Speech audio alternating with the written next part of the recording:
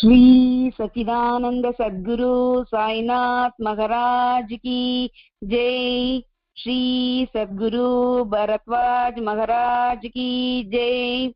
குருதேவ தத்தா.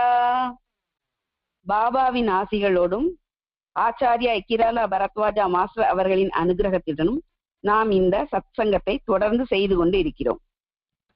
இந்த சத்சங்கத்தில் இப்பொழுது குரு சரித்திரத்தை நாம் தொடர்ந்து பார்த்து கொண்டிருக்கிறோம். ராமலிங்க வள்ளலார் திரு அருட்பாவில் என்ன கூறுகிறார் தெரியுமா? குருவே தெய்வமாம், குருவே பரம்பொருளாம், குருவே உண்மையாம், குருவே அருட்சுடராம், குருவே அனைத்தும் என்கிறார். குருதான் எல்லாம் அப்படின்னு ராமலிங்க வள்ளலார் கூறுகிறார்.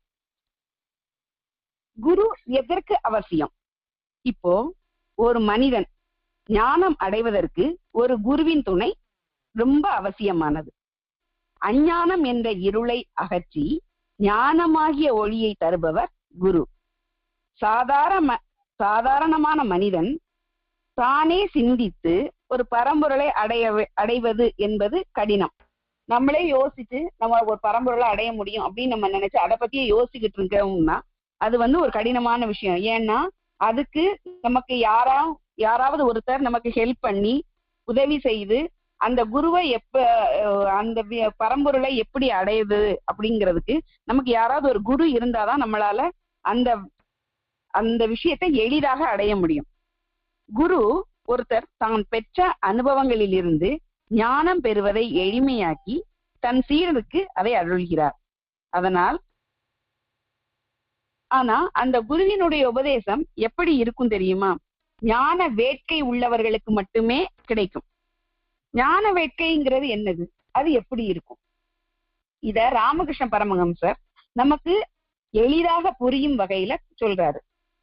யாராவது ஒருத்தரை தண்ணிக்குள்ள நம்ம அழுத்தி வச்சிருக்கோம்னு வைங்க, அந்த தண்ணிக்குள்ள அழுத்தி இருக்கக்கூடிய நபர் மூச்சுக்காக எப்படி பரிதவிப்பார்?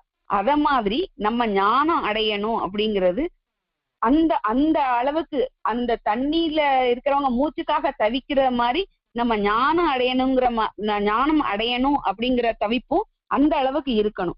அப்பதான் நமக்கு அதற்கான குரு தேடி வருவார் அப்படின்னு சொல்றாரு. இப்படி அந்த ஞான வேட்கையோட தேடினவர் தான் கல்கத்தா நகர்ல அப்படி தேடினவர் தான் யாரு? நரேந்திரன். அவர் பின்னால பரமஹம்சரை கண்டுபிடிச்சு விவேகானந்தரா உயர்ந்தார்.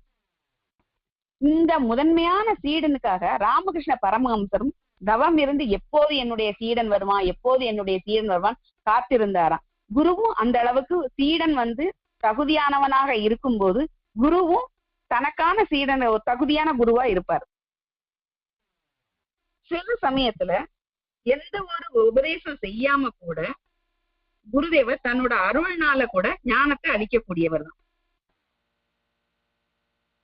அப்படி அந்த குரு உபதேசமே கொடுக்காம ஞானத்தை வழங்கணும் அப்படின்னா அந்த சிஷ்யன் எப்படிப்பட்ட சிஷ்யனா இருந்திருப்பார்?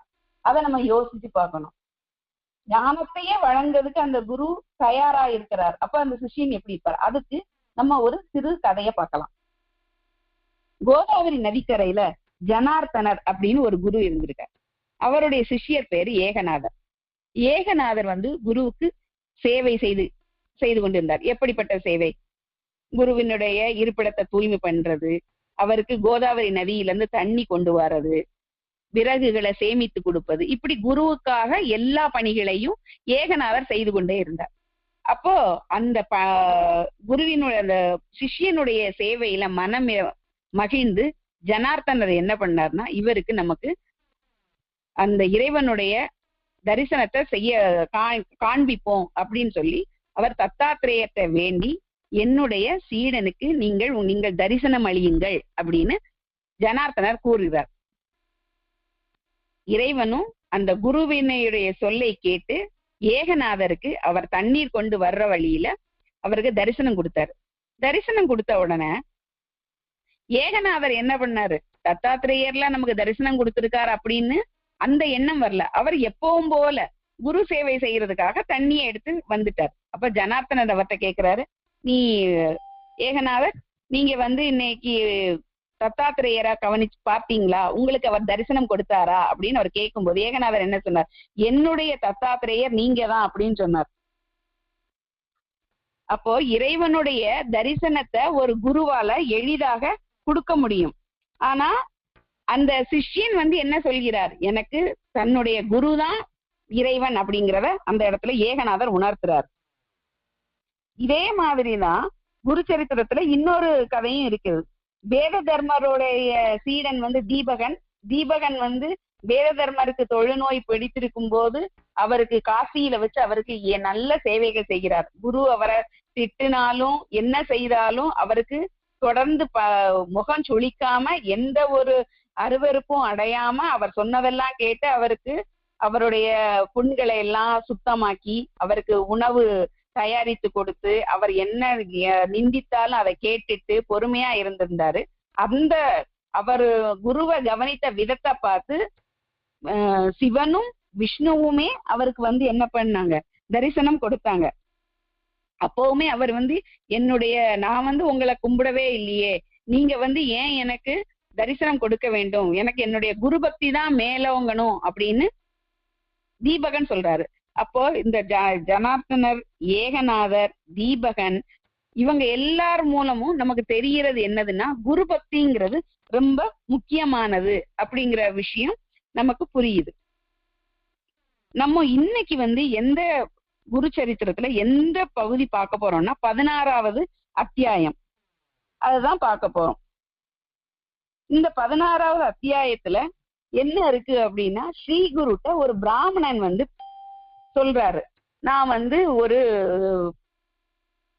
நிறைய தவம் பண்ணேன், ஞானத்துக்கு வேண்டி தவம் பண்ணேன், ஆனா எனக்கு என்ன கிடைக்கல, ஞானம் கிடைக்கவே இல்லை அப்படின்னு சொல்லி வருத்தப்படுறாரு. அப்ப ஸ்ரீ குரு அந்த பிராமணரிடம் கேட்கிறாரு, நீங்க தவம் எல்லாம் பண்ணேன்னு சொன்னீங்க, அப்போ நீங்க குருவிட்ட உபதேசம் பெற்றீர்களா அப்படின்னு அந்த பிராமணன்கிட்ட கேட்கும்போது அந்த பிராமணன் என்ன கூறுறாரு, நான் ஒரு குருவை போய் சேர்ந்தேன், ஆனா அந்த குரு என்ன பண்ணாரு, எனக்கு தத்துவம், இந்த பாஷ்யம், சரித்த நிறைய கதைகள் அத மாதிரி எல்லாம் சொல்லாம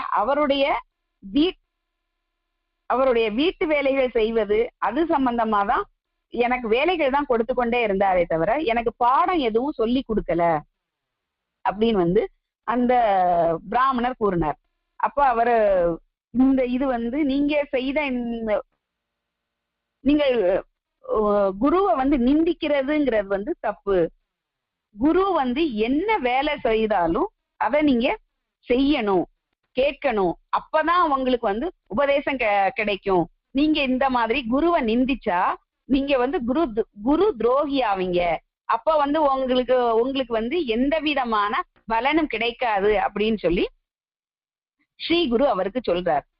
ஸ்ரீ குரு அவரை சத்தம் போட்ட அந்த பிராமணன் மிகவும் வருத்தப்பட்டு என்ன சொல்றாருன்னா, நான் பெரிய தப்பு பண்ணிட்டேன், என்னைய மன்னிச்சிருங்க, நீங்க எனக்கு அருள் புரியுங்க அப்படின்னு சொன்ன உடனே அவர் குருவினுடைய பெருமைகளை பத்தி ஸ்ரீ குரு கூறுகிறார். என்ன கதை, முதல்ல நமக்கு உண்மையிலே முதலில் நமக்கு குரு யாரு அப்படின்னு பார்த்தா அம்மாவும் அப்பாவும் தான் முதல்ல உள்ள குரு நமக்கு.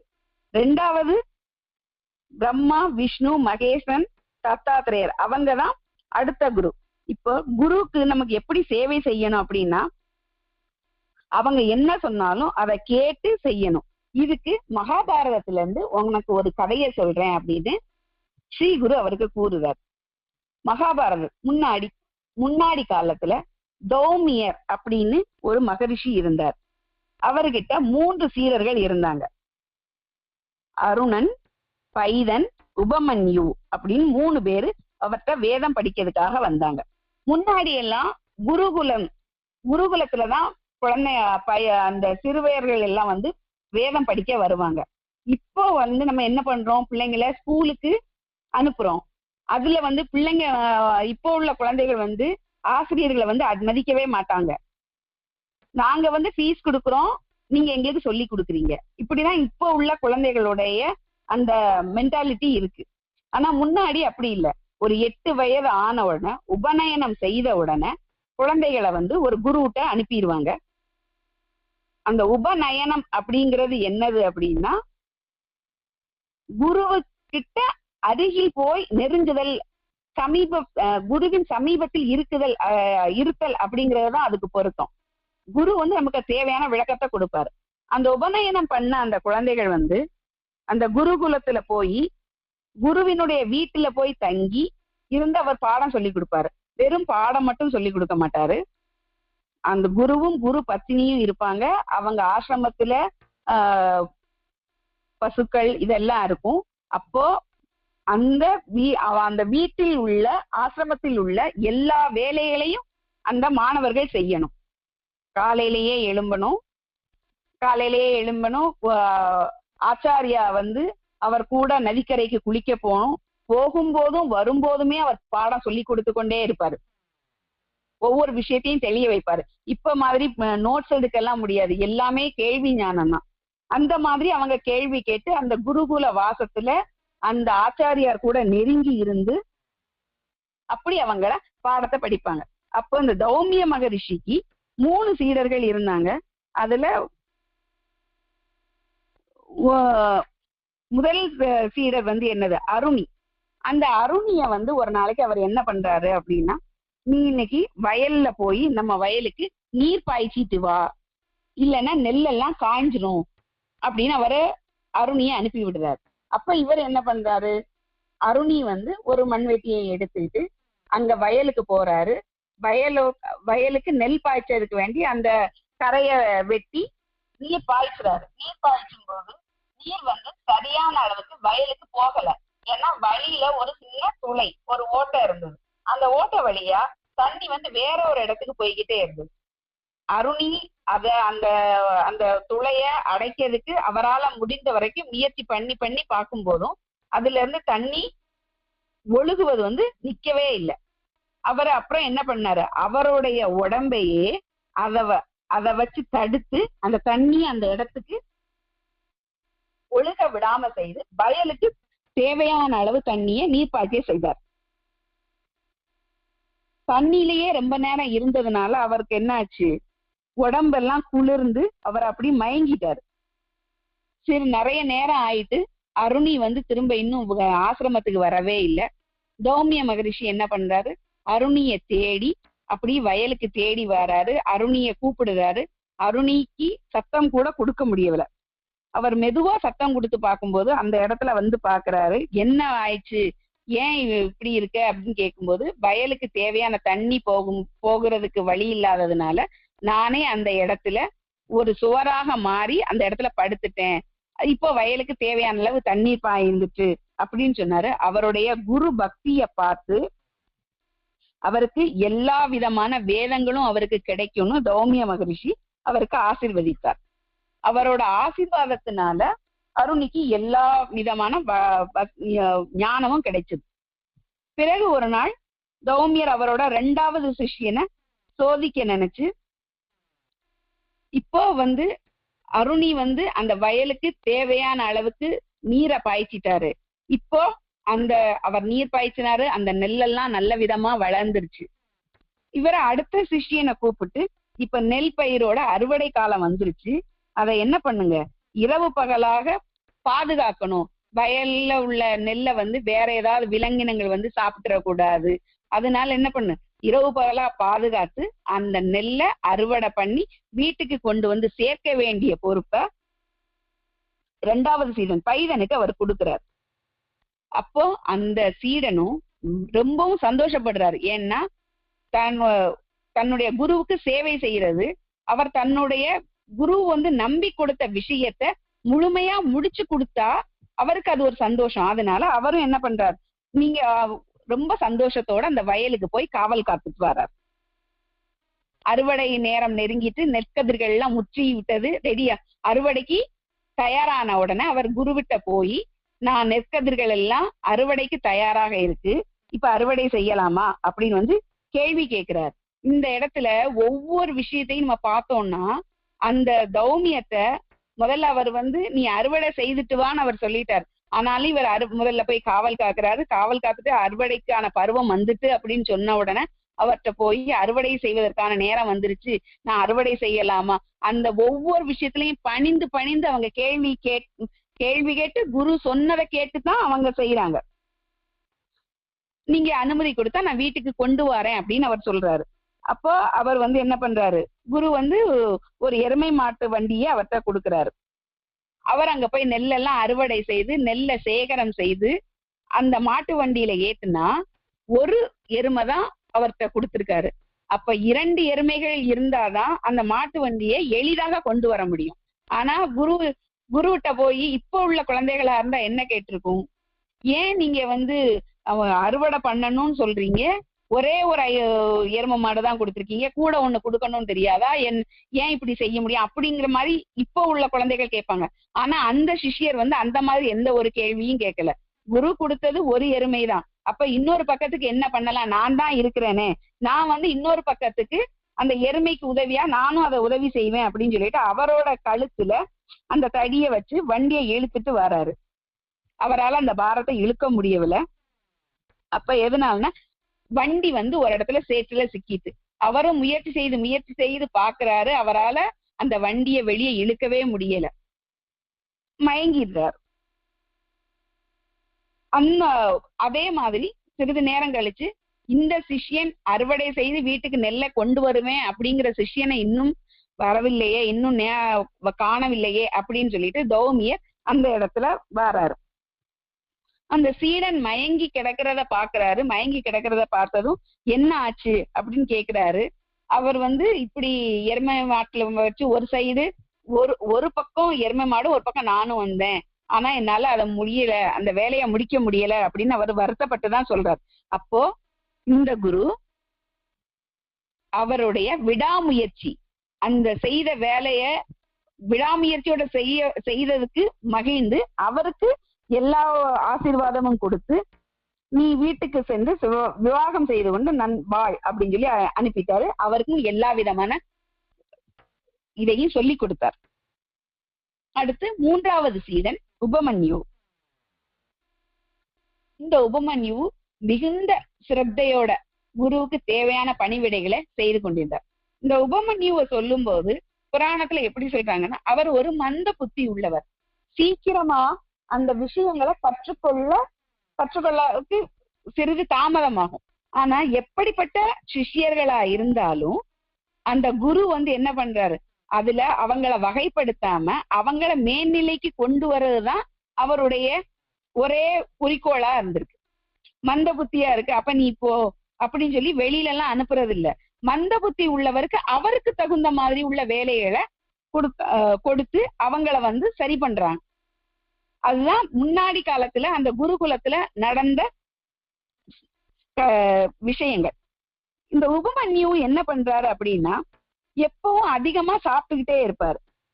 அதிகமா சாப்பிடுறவங்களால புத்திய ஸ்திரமா வச்சிருக்க முடியாது, அதனால அவருக்கு படிக்க முடியல. அப்ப இவருடைய சாப்பாட்டை குறைக்கணும் அப்படின்னு தௌமிய மகரிஷி நினைக்கிறாரு. நினைச்சிட்டு என்ன பண்றாரு, அவர்கிட்ட இனிமேல் பசுக்களை நீ போய் காட்டுல போய் மேய்ச்சிட்டு வா அப்படின்னு சொல்லி அனுப்பி வைக்கிறார். இவரு உபமன்யு உடனே காட்டுக்கு பசுக்களை எல்லாம் ஓட்டிட்டு போறாரு. அங்க போன உடனே அவருக்கு பசி வந்துடுது. பசி வந்த உடனே என்ன பண்ணிட்டாரு, வேகமாக மாடுகளை திரும்ப ஓட்டிட்டு ஆசிரமத்துக்கே வந்துடுறாரு. ஆசிரமத்துக்கே வந்த உடனே குரு கேக்குறாரு, என்னப்பா சீக்கிரம் வந்துட்ட அப்படின்னு கேட்கும்போது, எனக்கு பசி வந்து விட்டது, அதனால நான் சீக்கிரம் வந்துட்டேன் அப்படின்னு சொன்னார். அப்போ அந்த குரு என்ன சொல்றாருன்னா, நீ காலையில இருந்து மாலை வரைக்கும் மாடுகளை அந்த வனத்துல மேய்ச்சிட்டு தான் வரணும் அப்படிங்கிற மாதிரி ஒரு கட்டளை பிறப்பிக்கிறார் அவருக்கு. ஏன்னா அவர் சாப்பிடாம இருக்கணும் அப்படிங்கறதுதான் இவருடைய திட்டம், அதனால அப்படி சொல்றாரு. அப்போ உபமன்யுவும் குருவினுடைய ஆணையை சிறமேற்கொண்டு காலையில இருந்து மாலை வரைக்கும் வானகத்திலேயே இருக்கிறார். ஆனாலும் அவருக்கு பசி வருது. பசி வந்த உடனே பசுக்களை காட்டுல விட்டுட்டு பக்கத்துல உள்ள கிராமத்துக்கு போய் பிச்சை எடுத்து உணவு சாப்பிட்டுட்டு வர்றாரு. சிறிது காலம் அந்த தௌமியர் பாக்குறாரு, சிஷ்யன் உடல் இளைக்கவே இல்லை, காட்டுக்கு வேகமா போறாரு, நம்ம ஒண்ணும் சாப்பாடு ஒண்ணும் கொடுக்கவே இல்லை, ஆனாலும் இந்த சிஷ்யன் இன்னும் உடல் இளைக்கவே இல்லையே, உபமன்யுவுக்கு என்ன விஷயம் அப்படின்னு சொல்லிட்டு உபமன்யுட்ட கேட்கிறாரு. உபமன்யு என்ன சொல்கிறார், குருதேவா எனக்கு ரொம்ப பசிக்குது, அதனால நான் என்ன பண்ணனேன் அப்படின்னா பக்கத்துல உள்ள கிராமத்துல போய் பிச்சை எடுத்து உணவெல்லாம் சாப்பிட்டேன் அப்படின்னு உபமன்யுவுக்கு சொல்றாரு. சொன்ன உடனே அந்த குரு என்ன சொல்றார், அடே மூடா, நீ இப்படி பிச்சை எடுத்து சாப்பிட்டா முதல்ல குருவுக்கு கொடுக்கணும் அப்படிங்கிறது ஏன் உனக்கு அது தெரியல? அடுத்த பாடத்தை சொல்லி கொடுக்கிறார். அந்த மந்தமான சிஷ்யனுக்கு அவர் எந்தெந்த வழிகளில் பாடத்தை சொல்லி கொடுக்கிறார் பாத்தீங்களா? ஈஸியா இல்ல, அந்த குழந்தைகளுக்கு தகுந்த மாதிரி அவர் கொடுக்கிறார். அப்ப நீ என்ன பண்ணணும், முதல்ல எனக்கு இல்ல கொடுக்கணும், எனக்கு அதுல கொடுத்துட்டு தானே நீ சாப்பிடணும் அப்படின்னு சொல்ற. அப்போ உபமன்யு என்ன பண்றாரு, அடுத்து பிச்சை எடுத்து குருட்ட கொண்டு போய் கொடுத்துட்டு அவர் தரக்கூடிய மீதிய வச்சு அவர் சாப்பிட்டுட்டு மறுபடியும் இருந்தார். ஆனாலும் அவருக்கு அந்த பசி தீரல. அதனால என்ன பண்ணாரு, முதல் சுற்றுல குருதேவருக்கு கொடுத்துட்டு அவர் கொடுத்ததையும் வாங்கிட்டு இரண்டாவது சுற்று போய் மறுபடியும் பிச்சை எடுத்து அவர் சாப்பிட்டாரு. கொஞ்ச காலம் பார்க்கும்போது அப்பவும் அவர் உடம்பு குறையவே இல்லை. என்ன விஷயம் அப்படின்னு கேட்கும்போது அவர் என்ன சொன்னாருன்னா, நான் இரண்டாவது தடவையும் அப்படி வாங்கினேன், இப்படி எல்லாம் இரண்டாவது தடவை எல்லாம் பிச்சை எடுக்க கூடாது, இப்படி நீ சாப்பிடக்கூடாது அப்படின்னு அவர் சொன்ன உடனே சரி இனிமே பிச்சை எடுக்கல அப்படின்னு சொல்லி அமைதி ஆயிட்டாரு. ஆனாலும் அவருக்கு பசி வருது. அடுத்தும் தொடர்ந்து இவர் இப்படிதான் போயிட்டே இருக்கிறாரு. பசி வருது, என்ன பண்ணலாம் அப்படின்னு சொல்லிட்டு பார்க்கும்போது கன்றுகள் பசுக்கள்கிட்ட பால் குடிக்கிறத பார்த்தாரு. அப்ப கன்று குடித்த மிச்சமான பாலை எடுத்து நம்ம குடிக்கலாம் அப்படின்னு சொல்லிட்டு அந்த பாலை எடுத்து அவர் குடித்து அவருடைய பசியை ஆற்றிட்டே இருந்தார். குருதேவர் கவனிக்கிறாரு, என்னது நம்ம இந்த சிஷ்யனுக்கு ஒவ்வொரு விதமா அவருக்கு செய்தாலும் அவர் அதற்கான பதிலை எடுக்கவே இல்லையே, உடம்பு குறையவே இல்லையே, நம்ம செய்தது திட்டம் பலிதமாகவில்லையே அப்படின்னு அவர் யோசிச்சுட்டு என்ன விஷயம் கேட்கும்போது அவரு, நான் பசுட்ட இருந்து பாலை எடுத்து குடிக்கிறேன் அப்படிங்கிற. அப்பவும் அவர் குருதேவர் அவரை திட்டுறாரு, இப்படி எல்லாம் செய்யக்கூடாது, பசுட்ட இருந்து நீ இப்படி குடிக்க கூடாது, அது கன்று எச்சில் படுத்திய பால் இல்ல, அந்த பாலை எப்படி நீ குடிக்கலாம், உனக்கு அந்த மந்த புத்தி வரத்தானே செய்யும் அப்படின்னு மகரிஷி சொன்ன உடனே இவர் குடிக்கல. ஆனா அவருடைய பசி தாங்காம என்ன பண்றாரு, ஒரு மரக்கிளையில அவருடைய கைப்பட்டு அந்த மரக்கிளையில இருந்து பால் வர்றத பார்த்தார். ஓ, இது எச்சல் செய்யாத பால் இல்ல, இலையில செடியிலிருந்து வர்றது அப்படின்னு சொல்லிட்டு அது எருக்க இலை, அந்த இலையை ஒரு தொன்னை மாதிரி செய்து அதுல அந்த பாலை அவர் சேகரித்தார். அந்த பால் அவர் கண்ணுல பட்டு அவருக்கு கண் குருடாயிட்டு பசுவை மேய்க்கணும்னு சொல்லிட்டு வரும்போது ஒரு கிணற்றுக்குள்ள அவரு உபமன்யு விழுந்துடுறார். சாயங்கால வேளையில உபமன்யு வழக்கம் போல மாடுகளை ஓட்டி அந்த ஆசிரமத்துக்கு வராததுனால மகரிஷி தேடி அவரை கானகத்துல தேடி போறாரு. தேடி போய் உபமன்யுவை கூப்பிடும் போது அவரு ஒரு கிணற்றுக்குள்ள இருந்து, குருதேவா நான் இங்கதான் இருக்கிறேன்னு சத்தம் கொடுக்குறாரு. எப்படி விழுந்த அப்படின்னு கேட்கும்போது, நான் இப்படி பசுவோட பால் குடிக்க கூடாதுன்னு சொன்னதுனால எருக்க மரத்துல இருந்து பால் எடுத்து அந்த பால் கண்ணுல பட்டு எனக்கு கண் தெரியாமல் போயிட்டு அதனால நான் கிணத்துக்குள்ள விழுந்துட்டேன்னு சொல்லும்போது மகரிஷி அவரு அவருடைய பணிவு, இவர் நம்ம என்ன சொன்னாலும் கேட்கிறாரே அந்த பணிவுக்கு மெச்சி அவருக்கு அஸ்வினி தேவர்களுக்குள்ள மந்திரத்தை சொல்லி அவருடைய கண் பார்வையை திரும்ப பெற செய்தார். திரும்ப பெற செய்து அப்புறம் அவர்கிட்ட என்ன எல்லா விதமான வித்தைகளையும் அவருக்கு கற்றுக் கொடுக்காரு. உன்னுடைய பக்திக்கும் சேவைக்கும் நான் ரொம்ப மகிழ்ச்சி அடைந்தேன். நீ இந்த சிஷ்யனுக்கு தான் அவர் மந்த புத்தி உள்ள சிஷ்யர், ஆனா அவர் சொன்னது எல்லாமே இவர் கேட்டதுனால அவர் மகிழ்ந்து இந்த சிஷ்யனுக்கு என்ன சொல்றாருன்னா, உனக்கு ஒரு சீடன் வருவான், உதங்கன் அப்படின்ன சீடன், அவன் உனக்கு என்ன பண்ணுவான், குரு காணிக்கையா நாகலோகத்தையே ஜெயிச்சு நாககுண்டலத்தை தருவான். ஒரு ஜனமேஜயன் ஒரு மன்னன் கூட சர்ப்பயாகத்தை செய்த வைத்து தட்சகனை இந்திரனோட உனக்கு கொண்டு வருவான், உன்னுடைய புகழ் எப்போதுமே நிலைத்து நிற்கும் அப்படின்னு அந்த தௌமியர் இந்த உபமன்யுவுக்கு ஆசி கூறினார். அப்படிங்கிற இந்த மகாபாரத கதைய நரசிம்ம சரஸ்வதி சுவாமி அவர்கள் அந்த பிராமணர்கிட்ட சொல்றாரு. அவர் மேலும் என்ன சொல்றாருன்னா, குரு துரோகி கிட்ட இந்த உலகத்திலையும் இந்த உலகத்திலயும் அவனுக்கு நல்லது நடக்காது, மேல் உலகத்திலயும் நல்லது நடக்காது. ஆனா ஒரு குரு சந்தோஷப்பட்டா அவனுக்கு எல்லாமே கிடைக்கும். நீ அதனால என்ன பண்ணு, உன்னுடைய தவறை உணர்ந்து அவர்கிட்ட போய் மன்னிப்பு கேளு, அவர் உன்னைய மன்னித்து விடுவார் அப்படின்னு அவர் சொல்றார். இப்போதான் அந்த பிராமணனுக்கு ரொம்பவும் வருத்தம் வந்தது. என்னுடைய குரு என்ன பண்ணிட்டாரு, குருவுக்கு நான் பெரிய துரோகம் பண்ணிட்டேன், அவருடைய அவருடைய மனதை நான் உடைச்சிட்டேன். இவ்வளவு குரு துரோகியா இருந்த இந்த கதையை கேட்ட உடனே அவர் எப்படிப்பட்ட குரு துரோகியா இருந்தாரு அப்படிங்கிறது அந்த பிராமணருக்கு புரிஞ்ச உடனே அவர் என்ன பண்றாரு, நான் இனிமே தற்கொலை பண்ணி உயிரை விட்டுருவேன் அப்படின்னு அவர் தற்கொலைக்கு முயற்சி செய்யறார். அப்ப ஸ்ரீகுரு என்ன சொல்றாரு, எந்த ஒரு விஷயத்தை பார்த்து பாவ மன்னிப்பு நம்ம கிடைக்குமோ அப்போ நம்மளுடைய பாவங்கள் எல்லாம் நீங்கிரும். அதனால நீ இனிமே உன்னுடைய குருவிட்ட போய் மன்னிப்பு கேட்டு எல்லா சாஸ்திரம் வேதம் மந்திரம் இதுல எல்லாம் பெற்று வா அப்படின்னு சொல்லி அவர் ஆசீர்வாதம் கொடுக்காரு. இப்படி ஒரு வருஷம் ஸ்ரீ குரு அந்த இடத்துல கிருஷ்ணா நதியில மேற்கு திசையில சென்று பில்லவடி கிராமத்துல புவனேஸ்வரி தேவி சன்னதியில அமைஞ்சு கிருஷ்ணாவேணி நதிக்கரையின் சங்கமத்துல உள்ள அத்திமரத்தடியில சில காலமா இருந்தார். இதோட இந்த 16வது அத்தியாயம் முற்று பெறுது. 17வது அத்தியாயத்துல சித்தமுனி நாமதாரகனை பார்த்து என்ன சொல்றாரு அப்படின்னா, நீ ஒரு உண்மையான குரு பக்தன், அதனாலதான் உனக்கு இந்த குரு சரித்திரத்தை கேட்கக்கூடிய வாய்ப்பு கிடைச்சது. மழை வர்றதுக்கு முன்னாலேயே எப்படி ஜில்லுன்னு காத்து வீசும், அதே மாதிரி குருவின் கருணை கிடைக்கிறதுக்கு முன்னாலேயே அவருடைய கதையை கேட்க உனக்கு வாய்ப்பு கிடைச்சிருக்கு. அதனால காமதேனுவான குரு சரித்திரத்தை உனக்கு இன்னும் நான் சொல்றேன் கேளு அப்படின்னு சொல்லி அந்த சித்தமுனி நாமதாரகன்ட்ட கூடுறார். இந்த குரு பக்தி இத பத்தி படிக்கும்போது சங்கராச்சாரியார் அவருடைய சீடர் ஒருத்தர், அவர் பேரு சனந்தனர். அவர் காசியில கங்கை நதிக்கரையில இருக்கிறார். சனந்தனரும் சங்கராச்சாரியாரும் கங்கை நதிக்கரையில எதிர் திசையில 2 பேரும் இருக்கிறாங்க. அப்போ சங்கராச்சாரியாருக்கு உலர்ந்த ஆடைகள் தேவைப்படுது. எதிர்கரையில இருந்த சனந்தனர் அந்த உலர்ந்த ஆடைகளை வைத்திருக்கிறார். இவரு சங்கராச்சாரியார் அவரை என்ன பண்றாரு, இங்கே வா அப்படின்னு கூப்பிடுறாரு. கூப்பிட்ட உடனே அந்த சிஷ்யன் எப்படி இருக்காரு அப்படின்னா, குரு கூப்பிட்ட உடனே வேகமா அந்த கங்கை கரை மேலே கங்கை நதி மேலேயே நடந்து வராரு.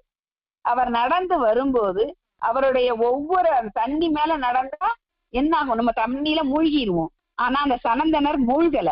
அவருடைய பாதம் வைக்கிற இடத்துல எல்லாம் ஒவ்வொரு தாமரை அவருடைய பாதத்தை தாண்டிட்டான். மறுகரைக்கு போய் அவர் அந்த உலர்ந்த ஆடைகளை கொடுத்த உடனே சங்கராச்சாரியார் கேட்டாரா, நீ எப்படி வந்த அப்படின்னு கேட்கும்போது அவர் என்ன சொன்னாரு, ஆற்றை கடந்துதான் வந்தேன் அப்படின்னு சொல்லுவார். நீ இப்ப ஆற்றை திரும்பி பாரு அப்படின்னு அவர் காமிக்கும் போது அந்த ஆற்றில இவர் வந்த வழியெல்லாம் தாமரை பூக்களா இருந்துதான். அப்ப அந்த தாமரை பூ தான் அவரை தாங்கி இருக்கு.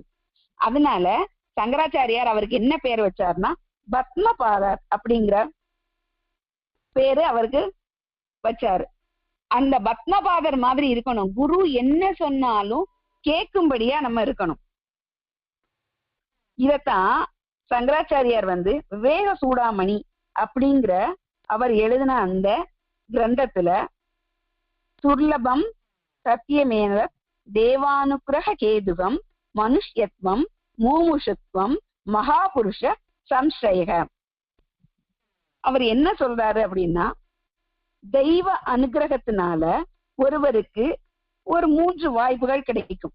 முக்கியமான வாய்ப்பு அது என்னது அப்படின்னா, முதல்ல மனித ஜென்மம் எடுப்பது.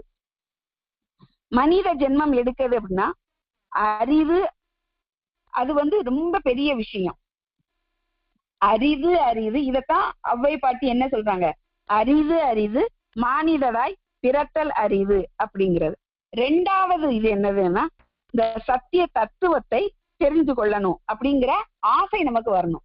அந்த சத்தியத்தை நம்ம தெரிஞ்சுக்கணும் அப்படிங்கிற ஆசைதான் 2வது மூன்றாவது என்னது, நமக்கு மகா புருஷனான ஒரு குரு கிடைக்கிறது. இதத்தான் ஔவை பாட்டி என்ன சொல்றாங்க, அரிது அரிது மானிடராய் பிறத்தல் அரிது. அவர் எழுதின பாடலை நான் படிக்கிறேன். அரியது கேட்கின் வரிவடி வேலோய், அரிதரிது மானிடராதல் அரிது. மானிடர் ஆயினும் கூன் குருடு செவிடு பேடு நீங்கி பிறத்தல் அரிது. பேடு நீங்கி பிறந்த காலையும் ஞானமும் கல்வியும் நயத்தல் அரிது. ஞானமும் கல்வியும் நயந்த காலையும் தானமும் தவமும் தான் செயல் அரிது. தானமும் தவமும் தான் செய்வாராயின் வானவர் நாடு வழி திறந்திடுமே. ஔவை பாட்டி சொல்றது நமக்கு மானிடரா பிறக்கிறதே பெரிய விஷயம். அப்போ அந்த மானிடரா பிறந்து நம்ம தானமும் தவமும் செய்தோம்னா நமக்கு சொர்க்கத்தோட வழி திறந்துரும் அப்படின்னு அவங்க சொல்றாங்க. சரி, தானமும் தவமும் எப்போ கிடைக்கும், எப்போ வரும்? நமக்கு தானமும் தவமும் எப்போ வரும்? ஞானத்தையும் கல்வியையும் நயத்தல். நயத்தல் அப்படின்னா என்னதுன்னா விரும்புதல். அந்த விரும்புதல்னு அர்த்தம். ஞானம்ங்கிறது வேற, கல்விங்கிறது வேற. கல்விங்கிறது என்னது, நம்ம கற்றுக்கொள்வதுதான் கல்வி. ஞானம் அப்படிங்கிறது நமக்கு உள்ள இருந்து வெளியே வர்றது. ஞானம் கல்வி குருவின் பள்ளியில படிக்கிறது மூலம் வரும். ஞானம் என்னது, குருவின் மூலம் தான் வெளியே வரும். இந்த ஞானம் அடையும் போதுதான் நமக்கு என்ன தெரியும், செல்வம் எல்லாம் நிலையில்லாதது, இளமை நிலையில்லாதது, இந்த விஷயம் எல்லாம் தெரியும். அப்ப நம்ம என்ன பண்ணுவோம், தவம் செய்வோம், தானம் பண்ணுவோம். இப்படி எல்லாம் செய்யும் போது நமக்கு என்ன கிடைக்கும், விண்ணுலகமே நமக்கு திறக்கும் அப்படின்னு சொல்லி ஔவையார் கூறுகிறார். இந்த குரு பக்திக்கு பத்தி இன்னும் ஒரு சிறு கதை என்னது அப்படின்னா, நமக்கு ஏன் அப்படி நம்ம குரு பக்தி பத்தியே நிறைய விஷயத்த சிந்திச்சுட்டே இருக்கோம்னா, எந்த ஒரு விஷயத்த பத்தி ஆழமா சிந்திச்சு அதற்கு நிறைய விளக்கங்கள், நிறைய எடுத்துக்காட்டுகள்லாம் பார்க்கும்போது இல்ல படிக்கும்போது நமக்கு ஆழமாக அந்த விஷயம் மனதில் பதியும். அதற்காகத்தானே அந்த ஸ்ரீகுரு கூட மகாபாரதத்துல இருந்த கதைய அந்த சிஷ்யனுக்கு கூறுகிறார். அதே மாதிரி எனக்கு என்ன தோணுது அப்படின்னா, நான் இந்த பட்டினத்தாரை பத்தி படிக்கும்போது அங்கேயிருந்து குரு பக்திக்கு ஒரு சிறு கதை படித்தேன். பட்டினத்தாருக்கு காதற்ற ஊசியும் வாராதுதான் கடைவழிக்கே அப்படிங்கிற அந்த வாசகத்தை அவருடைய மகன் இருந்து கேட்டு அவர் பட்டினத்தார் வெளியே வந்துட்டாரு. செல்வங்களை எல்லாம் துறந்து வெளியே வந்துட்டாரு. வெளியே வந்தோன்னா, ஆனா அவர் பெரிய செல்வந்தர். அரசனே அவர்கிட்ட அந்த செல்வம் தேவையானப்ப வாங்கிட்டு போற அளவுக்கு அரசனை விட பெரிய செல்வந்தர். அப்போ அரசன் இவர்கிட்ட ஒரு நாள் கேட்டாராம், கைக்குப்பி, நீங்க ஏன் இப்படி வெளியே வந்துட்டீங்க அப்படின்னு கேட்கும்போது அந்த பட்டினத்தார் என்ன கூறினாருன்னா, இவ்வளவு நாளும் அரசன், இவர் பெரிய பணக்காரரா இருந்தாலும் அரசன் வீதி உலா வரும்போது பட்டினத்தார் தான் எழும்பி கைகூப்பி நின்னாரு. என்னைக்கு இதெல்லாம் தேவையில்லை, இந்த செல்வம் எல்லாம் என்னைக்கு நிலைக்காது அப்படின்னு சொல்லி அதை உணர்ந்து அதையெல்லாம் விட்டுட்டு இவர் வெளியில வந்தாரோ, இப்ப அரசன் என்ன பண்றாரு, இவர் கண் முன்னால கைகூப்பி நிக்கிறாரு. இதுதான் வித்தியாசம். இவ்வளவு நாளும் அரசனுக்கு முன்னால, செல்வத்துக்கு முன்னால இவர் கைகூப்பி நின்னாரு. ஆனா அந்த செல்வம் நிலையில்லாதது அப்படிங்கிற அந்த ஞானம் கிடைச்ச உடனே அரசன் பட்டினத்தார்கிட்ட கைகூப்பி நின்று ஞானத்தை கேட்கக்கூடிய அளவுல அவர் மாறிட்டாரு. இவர் அப்புறம் பட்டினத்தார் என்ன பண்றாரு, உஜ்ஜயினி நகரத்துக்கு போகிறாரு. அங்க பத்திரகிரியார் அப்படிங்கிற ஒரு ராஜா இருந்தாரு. அந்த பத்திரகிரியார் ராஜாட்ட அங்க ஒரு திருட்டு நடக்குது. அந்த திருட்டு நடக்கும்போது அந்த திருடர்கள் என்ன பண்றாங்க, அந்த நாட்டுல உள்ள திருடர்கள் எல்லா நகைகளையும், அரசவையில இருந்த நகையெல்லாம் எடுத்துட்டு மீதி இருந்த இறைவனுக்கு பங்கு கொடுப்போம்னு சொல்லி ஒரு நகைய கோயிலுக்குள்ள தூக்கி எரிஞ்சிடுறாங்க. அந்த கோயில்ல பட்டினத்தார் தவம் செய்துட்டு இருந்தார். அந்த மாலை பட்டினத்தார் கழுத்துல விழுந்துருது. அவரு யோகம் அந்த யோக சாதனை செய்துகிட்டு இருக்கும்போது அவருக்கு இந்த கழுத்துல விழுந்த மாலை எல்லாம் தெரியல. எல்லாரும் அந்த வீரர்கள் எல்லாம் அந்த நகையை தேடி இந்த திருடர்களை தேடி வரும்போது கோயிலுக்குள்ள இருந்த அந்த பட்டினத்தார் கழுத்துல அந்த மாலையை பார்த்ததும் அப்ப இவர் தான் திருடர் அப்படின்னு நினைச்சிட்டு அவரை மன்னரோட அரசவைக்குள்ள கூட்டிட்டு போயிட்டாங்க. அங்க கூட்டிட்டு போய் அவர்கிட்ட போய் மன்னன் விசாரிக்கவே இல்லை. அந்த மன்னன் பேர் பத்திரகிரியார். அவர் விசாரிக்கவே இல்லை. அவர் என்ன பண்ணாரு, கழுமரத்துல ஏத்துங்கன்னு சொல்லிட்டாரு. அதாவது அந்த தூக்கு தண்டனை கொடுங்க மாதிரி சொல்லிட்டாரு. பட்டினத்தார் அங்க ஒரு பாட்டு பாடும்போது அந்த கழுமரமே என்ன ஆச்சுன்னா எரிஞ்சிருச்சான். எரிஞ்ச உடனே அந்த மன்னன் இவர் மேலான குரு அப்படின்னு நினைச்சு அவருடைய காலில் விழுந்து கும்பிட்டு அவரை அவருடைய சிஷ்யனா ஆக்கிக்கங்க அப்படிங்கிற மாதிரி அவர் சொன்னார். உடனே இவரும் அவரை சிஷ்யரா எடுத்துட்டு குருவும் சிஷ்யனும் இங்க வராங்க. ஒரு கோயில்ல மேற்கு வாசல்ல பட்டினத்தாரும் பத்திரகிரியாரும், கிழக்கு வாசல்ல பத்திரகிரியார் மேற்கு வாசல்லையும் கிழக்கு வாசல்ல பட்டினத்தாரும் இருந்தாங்க. பட்டினத்தார் என்ன சொன்னார்னா, நான் சிறிது காலம் கழிச்சு உன் கூட உனக்கு நல்வாக்கு சொல்லுவேன்னு சொல்லிட்டு அவரு வெளியில போயிட்டாரு. பத்திரகிரியார் அந்த ஊர்லயே பெரிய மன்னனா இருக்கிறாரு. ஆனாலும் இங்க என்ன பண்றாரு, பிச்சை எடுத்து அப்படியே அவர் வாழ்ந்து வராரு. அப்போ அவர் பக்கத்துல ஒரு சிறிய நாய் ஒண்ணு வந்தது. அந்த நாயை பார்த்து பரிதாபப்பட்டு என்ன பண்றாரு அப்படின்னா, அந்த நாய்க்கு உணவு கொடுக்குறாரு. நாயும் உணவு கொடுத்தா நாய் என்ன பண்ண, நன்றியுள்ள ஜீவன் தானே, அவரை விட்டு போகவே இல்லை, அவர் கூடவே இருக்கு. இவர் டெய்லி பிச்சை எடுக்கிறாரு, தானும் சாப்பிடுறாரு, அந்த நாய்க்கும் கொடுக்குறாரு. இப்படி சிறிது காலம் நடந்துகிட்டே இருக்கு. குரு வாராரு. அப்போ பட்டினத்தார்ட்ட ஒரு பிச்சை கேட்கிறாரு. அப்ப பட்டினத்தார் என்ன சொல்றாரு அப்படின்னா, மேற்கு வாசல்ல ஒரு குடும்பஸ்தன் இருக்கான், அந்த குடும்பஸ்தன்ட்ட போய் நீங்க பிச்சை கேளுங்க, நான் ஒரு சன்னியாசி, என்கிட்ட ஒன்னும் கிடையாதுன்னு அவர் சொல்றாரு. அப்போ அந்த ஆள் இவர்கிட்ட இங்க மேற்கு வாசல்ல ஒரு குடும்பஸ்தன் இருக்கிறேன்னு சொல்றாரு, எனக்கு பிச்சை தாங்கன்னு கேட்ட உடனே அப்பதான் பத்திரகிரியாருக்கு ஒரு ஞானம் வருது. என்ன ஞானம் அப்படின்னா, நாடு வேண்டாம் அப்படின்னு சொல்லிட்டு அவர் இங்க வந்தாலும் இங்கேயும் ஒரு பந்தத்தை சேர்த்து வச்சிருக்காரு. அந்த நாய்க்கு உணவு கொடுக்கணும் அப்படின்னு ஒரு பந்தத்தை சேர்த்து வச்சிருக்காரு. அதனால என்ன பண்ணாரு, உடனே அந்த அவர் வச்சிருக்க திருவோட்டை எடுத்து அந்த நாய் மேல எரிஞ்சிட்டாரு. நாய் தலையில பட்டு நாய் மோட்சம் அடைஞ்சிருச்சு. இந்த நாய் தான் அடுத்த பிறவியில ஒரு இளவரசியா வருது. ஆனா அதுக்கு முன்ஜென்ம வாசனை இருந்ததுனால அந்த இளவரசி நான் பத்திரகிரியாரத்தான் திருமணம் பண்ணுவேன் அப்படின்னு சொல்றாங்க. அந்த ராஜாவும் அந்த முன்ஜென்ம இத கதையை கேட்டு அந்த பெண்ணை, அந்த இளவரசிய பத்திரகிரியார்ட்ட கொண்டு காமிக்கும் போது அவர் இல்ல, நான் இந்த பெண்ணை ஏத்துக்க மாட்டேன் அப்படின்னு அவர் சொல்றாரு.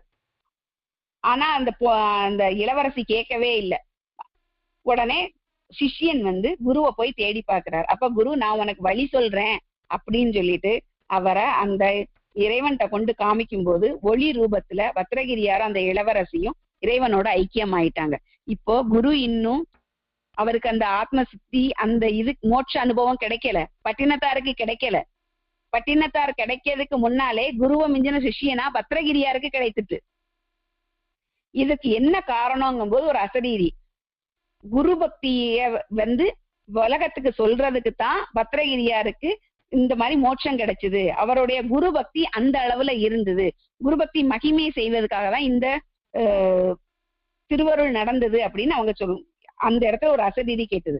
அப்ப குரு பக்தியோட அந்த திண்மைதான் என்ன நம்ம யோசிச்சு, அப்ப குருட்ட நம்ம எவ்வளவு தூரம் பக்தியோட இருக்கணும், எப்படி இருக்கணும், இதத்தான் பகவத்கீதையில 4வது ஸ்லோகத்துல கூட 4வது அத்தியாயத்துல 34வது ஸ்லோகத்துல கிருஷ்ணர் கூட சொல்றாரு. ஒரு ஆன்மீக குருவை அணுகுவதன் மூலம்தான் நம்ம உண்மையை கற்றுக்கொள்ள முயற்சி செய்யணும். அவர்கிட்ட எப்படி இருக்கணும்னா ரொம்ப பணிவோட இருக்கணும்னு கிருஷ்ணன் கூறுகிறார். அவரே கடவுள் தானே, நீ என்னைய கும்பிடு, நான் உனக்கு மோட்சம் கொடுப்பேன்னு குரு சொல்லவே, கிருஷ்ணன் சொல்லவே இல்லையே. அவர் என்ன சொல்லியிருக்காரு, நீ என்ன பண்ணு, ஒரு குருவை போய் நாடு, குருட்ட பணிவுடன் சேவை செய்யி. அந்த சேவை என்ன, இந்த உடம்பு எனக்கு சொந்தம் இல்ல, அது குருவுக்கு சொந்தமானது அப்படின்னு நினைக்கிற நினைப்போட தான் நீ சேவை செய்யணும். அப்பதான் உனக்கு மோட்சம் கிடைக்கும்னு கிருஷ்ண பரமாத்மாவே சொல்றாரு. இதன் மூலம் நமக்கு அந்த குரு பக்தி, குருவின் பெருமை இதெல்லாம் நமக்கு தெரியுது. நம்ம எல்லாருமே குரு பக்தியோட இருப்போம் அப்படின்னு சொல்லிக்கொண்டே ஸ்வஸ்தி. ஸ்ரீ சச்சிதானந்த சத்குரு சாய்நாத் மகாராஜ் கி ஜெய். ஸ்ரீ சத்குரு பரத்வாஜ் மகாராஜ் கி ஜெய். குருதேவ தத்தா.